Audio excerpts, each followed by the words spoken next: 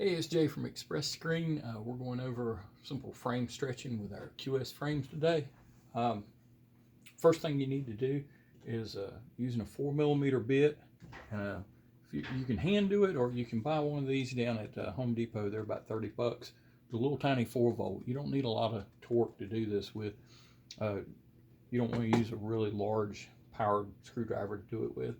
So anyway, take your put your bit in, loosen all the channels up so that they slide to the center.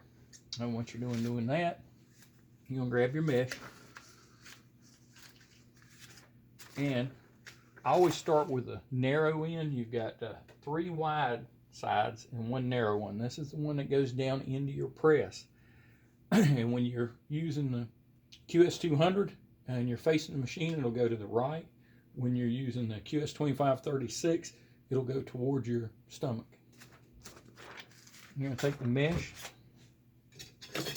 take your first skinny track, and you want to kind of eyeball and have the same overlap on each edge of the mesh. And also, you want to be square, meaning you don't start off going diagonally one way or the other direction. The squarer you make it, the better tension that you'll get on the screen. And you're going to lock the first one in. Okay. Then you're going to bring it down.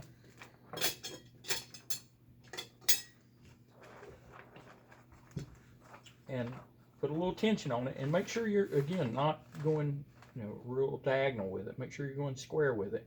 If you realize you've gone diagonal, you may have to go back to start, pick it up, and then clamp it back down again.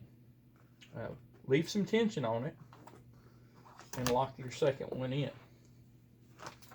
And then I go ahead and use the edge of the frame as my guide, and go ahead and cut it. And then you're going to lock in the other 2 long sides. Push down and roll it.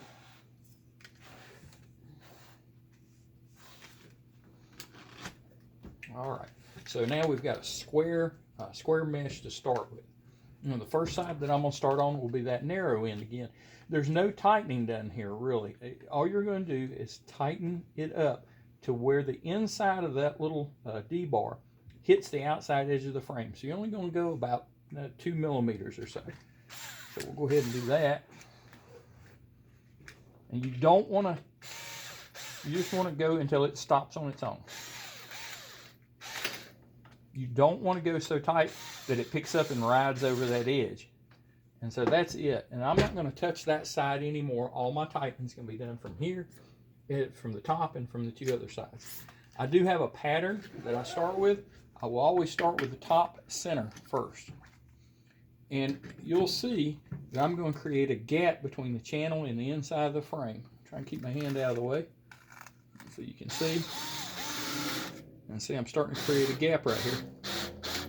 And what I want to do is create roughly about a 1/3 of an inch or so gap. Okay, that's enough. And then I'm going to do the sides as well.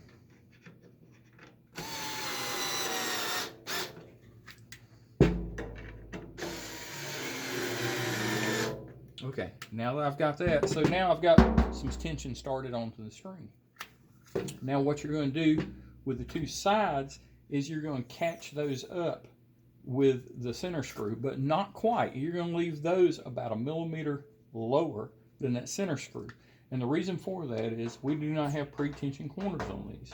And so what I'll do is go ahead and tighten up this one. And then tighten up this one. Okay. And then I'm going to go around and do the sides the same way. I'm going to catch them up, but just about 1 millimeter short of how far out my center one is.